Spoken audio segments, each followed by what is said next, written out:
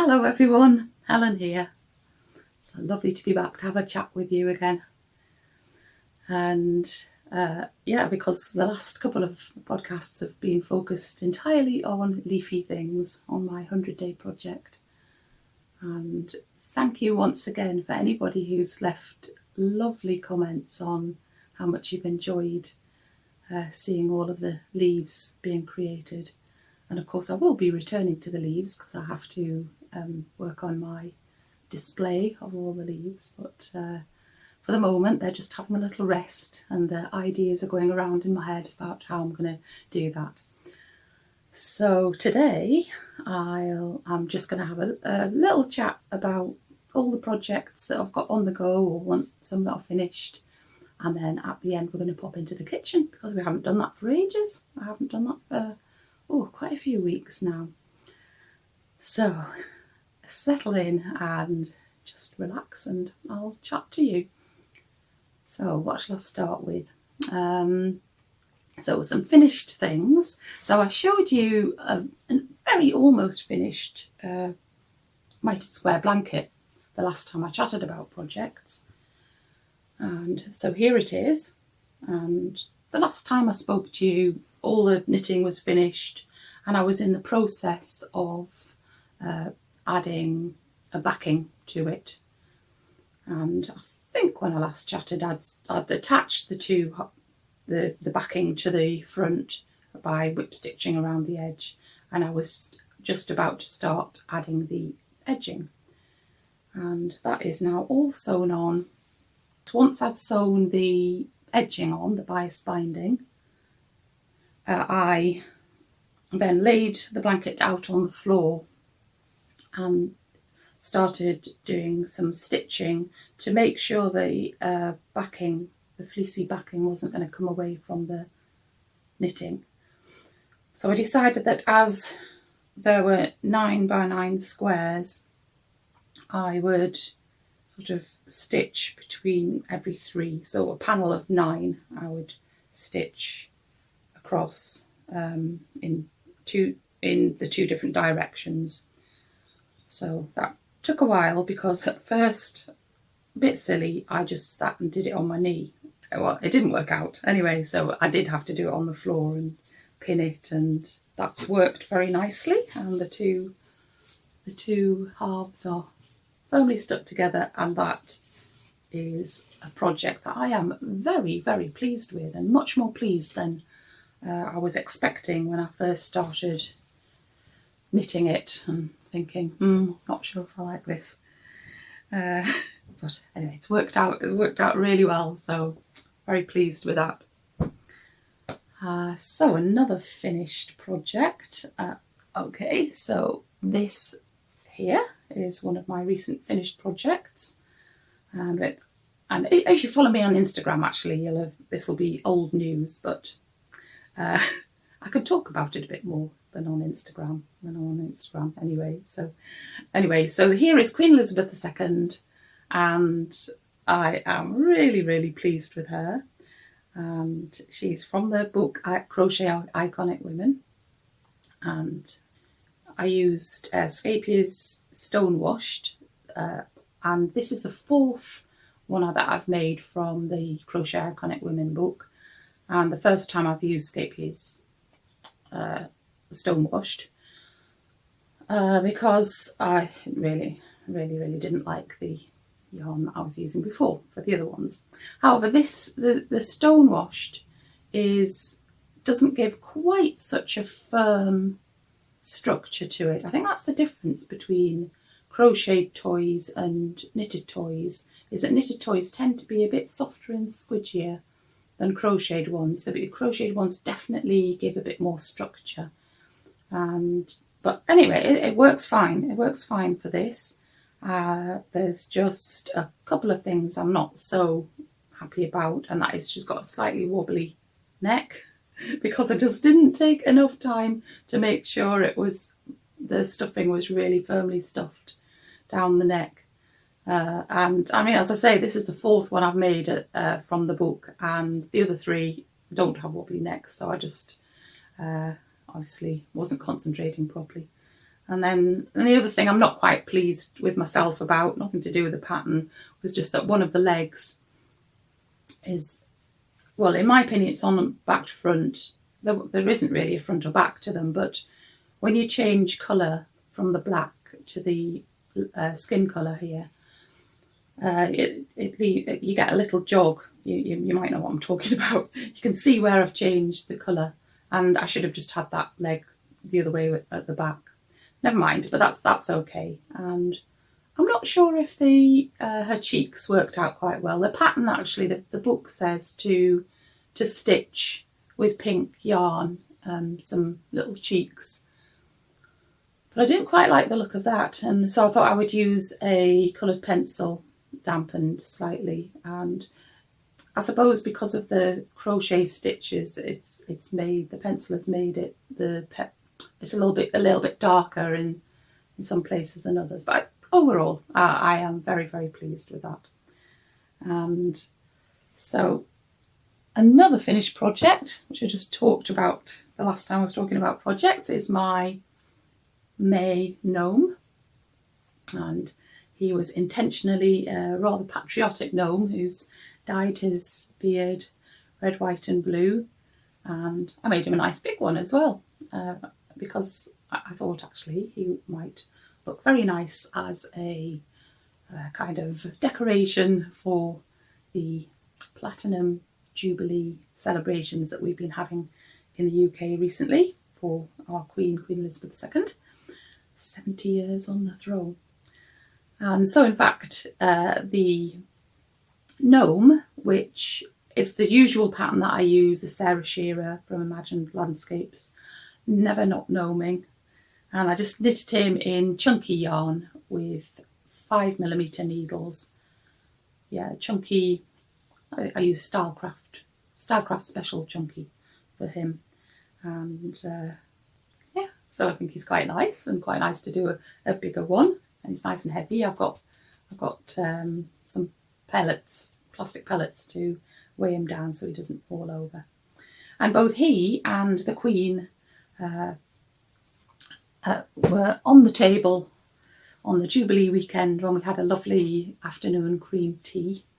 So we just made some scones, which we had with jam and cream, and we had egg sandwiches, and we had some of last year's elderflower cordial to drink as well. So we had a really nice time, and it was lovely to have the Queen and the patriotic gnome sitting there with us as well. So yeah, so that's those finished projects. One tiny little finished project was were these, not the mice themselves, but the two little hats. And this really is an example of just spur of the moment, seeing something on Instagram. Somebody had put on a little pattern for tiny hats, and I just thought, oh, I've got to knit a couple of them. So, and I'm saying someone, it's an Instagram account called @BeanieKnits. And if you haven't been to it and you like little cute things, you definitely should go and have a look. She makes the most delightful little characters, and a bit like me, she has little stories for the characters, and it's just absolutely lovely. So yeah, definitely can recommend that Instagram account if you're on Instagram.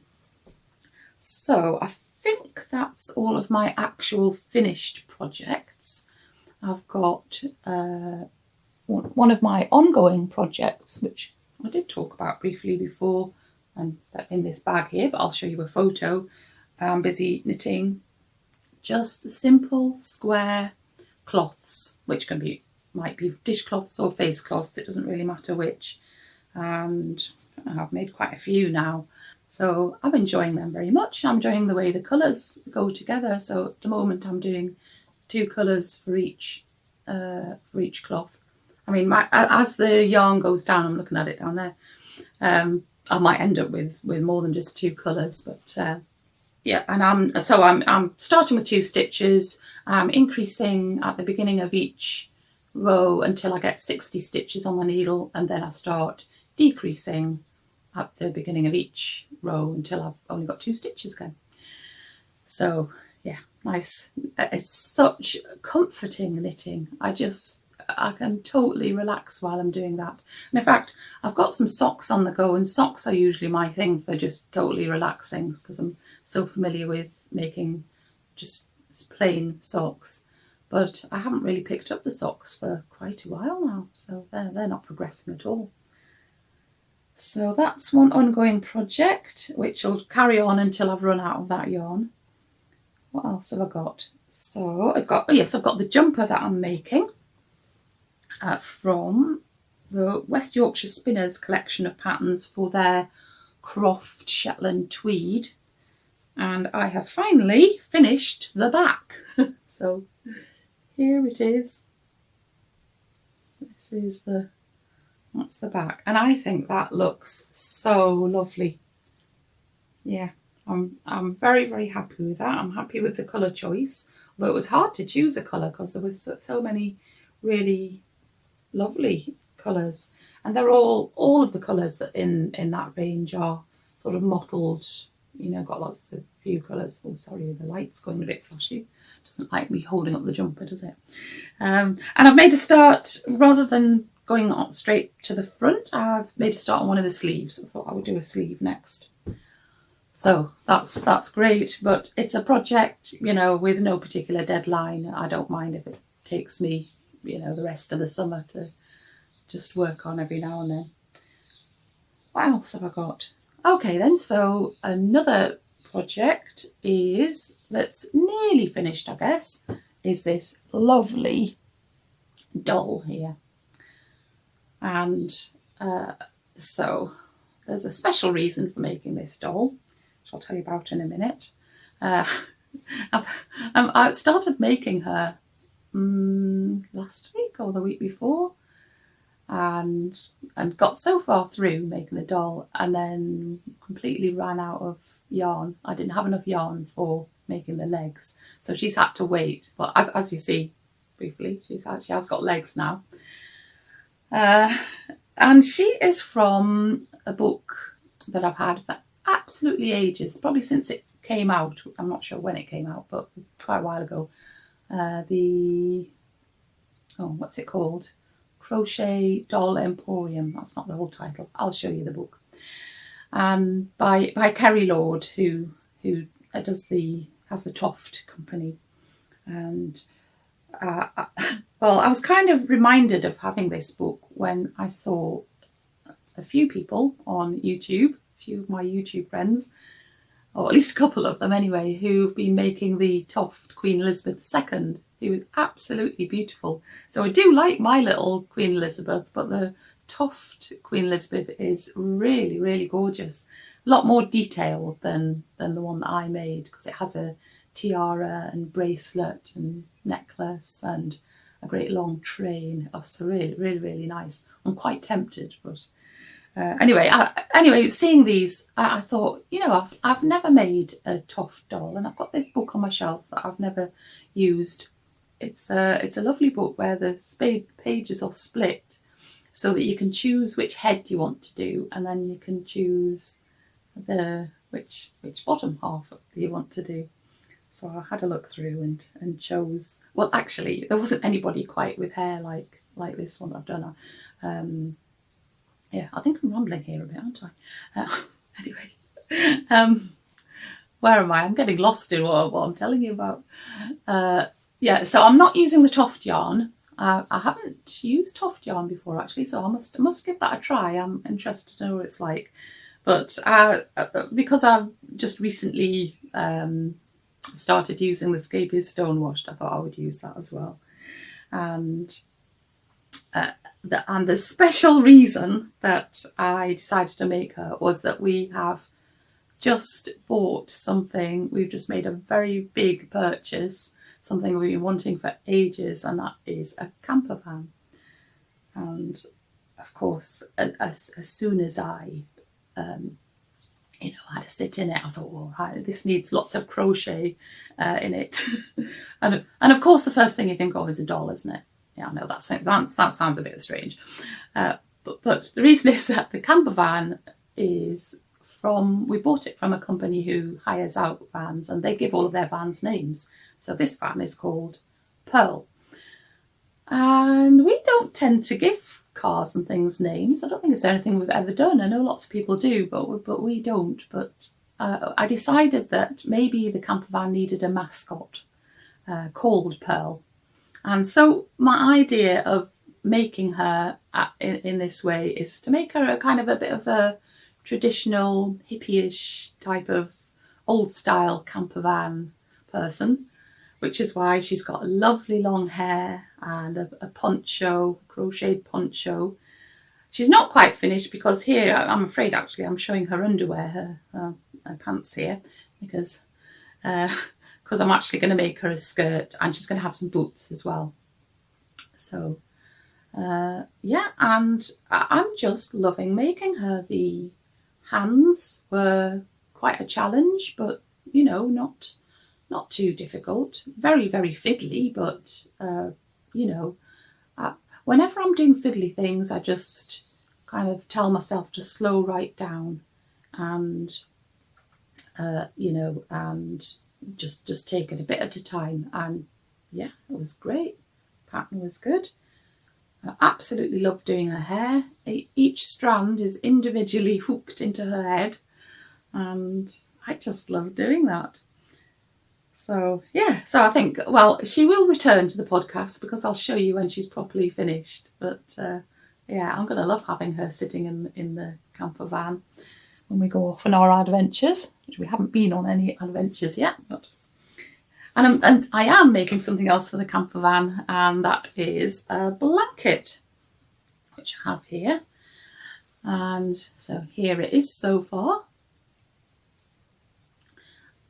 And for a while now, I've thought it would be good to have a go at getting rid of some of my, no, I don't mean getting rid of, using up some of my leftover Stylecraft Special DK yarn, because I've made so many blankets, and you know, you end up with lots of leftovers. And I use the Stylecraft for some things, sometimes for toy making and things, but I decided I wanted to make a blanket. But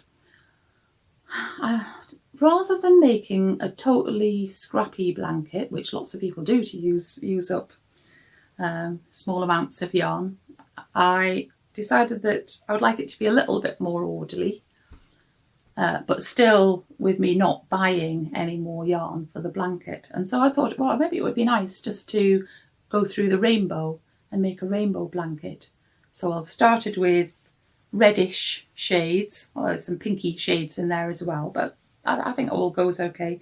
And I'm gradually merging into orangey shades, and then of course I'll then go up into yellows and just see what that looks like. And I'm really, really enjoying that. I'm enjoying the fact that I'm using up some leftover yarn, and I'm enjoying not actually having a plan for which colours I'm going to do next, but just choosing as I go, and then enjoying how the different colours look slightly different when they're next to different ones. So it's a really interesting project. I've chosen a very, very simple stitch, which I think Lucy of Attic 24 used for the meadow blanket.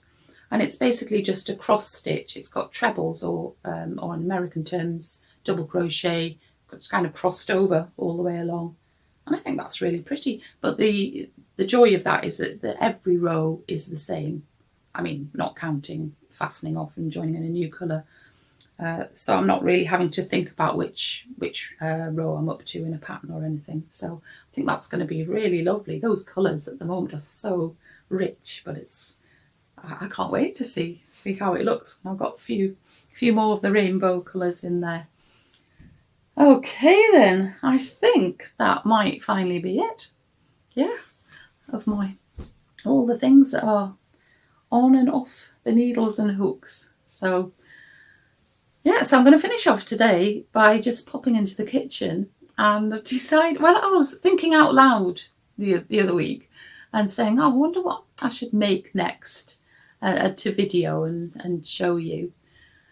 And I really, really couldn't decide, and I've done lots of things out of my favourite Biro book and from various other places as well. And my son said to me, well, why don't you do something different and do something that you've never tried before? So I thought, oh yeah, that's a really good idea. I could maybe make a little series of videos of me trying something that I've never made before. So I've started off with this week with something that I've always been afraid of making. Now, if you've made these before, you're just going to laugh and think, why would anybody be afraid of making one of these?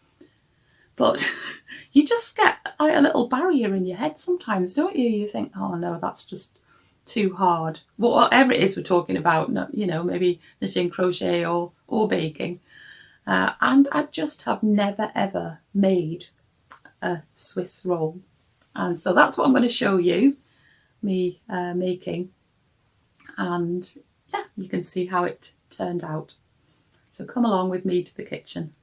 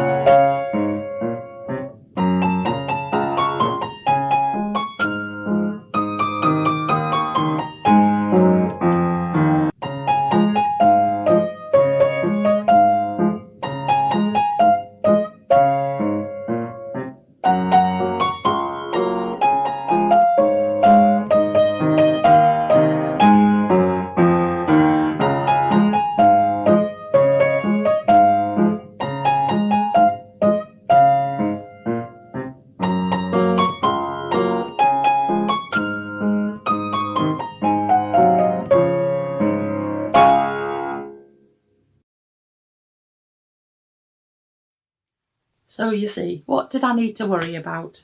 It worked out absolutely fine and it was delicious, and I will definitely make more Swiss rolls in the future. I think apparently the secret to getting it to roll up without splitting, because I think that is the main problem that happens with Swiss rolls, is just not to over bake it. So you have got to time it just right.